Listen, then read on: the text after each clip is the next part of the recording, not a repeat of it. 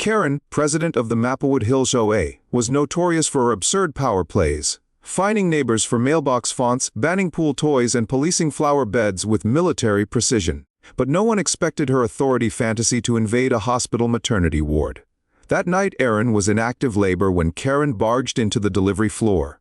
With the conviction of a dictator, she accused Erin of pretending to be a wife because her name wasn't on HOA paperwork. Then she grabbed Erin's arm so hard it left bruises, shouting, "You don't have the right to have his baby here?" Nurses froze, horrified. Dr. Rebecca Chen, already familiar with Karen's mask-related crusades, wasted no time. She pulled hospital security footage, then called the sheriff. Karen was arrested the same evening, charged with assault, reckless endangerment, and obstruction of medical care. Erin's cousin Derek, a civil rights lawyer who thrived on what he called justice theater, rushed in to take the case pro bono. 6 weeks later, the courtroom was packed. Karen's lawyers tried to frame her as merely overzealous, acting out of civic duty. That narrative evaporated once the prosecution played Exhibit B, a crystal clear audio recording. Karen's voice thundered over the speakers. "You're not married properly. You're not on the HOA deed. You don't belong here." Then Erin's pained scream followed, recorded forever.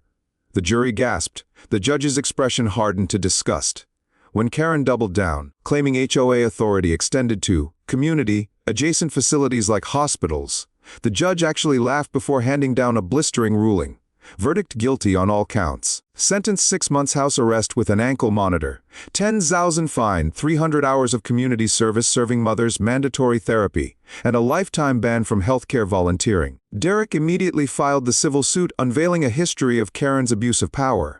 17 prior oversteps, from targeting a child with a prosthetic leg to funneling HOA funds for personal legal schemes. 2 weeks later, judgment fell to $75,000 in damages plus attorney's fees. That evening, the HOA board voted unanimously, 18-0, to remove her. When the result was read, Karen screamed, "You can't do this! I built this community." Board member Frank Stevens simply replied, "That's exactly why we're doing this." Karen's empire of beige fences and petty fines collapsed in a single gavel strike. Her delusion of authority ended not with applause, but with laughter. Never let petty tyrants steal your peace. Share this story, expose abuse of power, and stand tall for community justice today.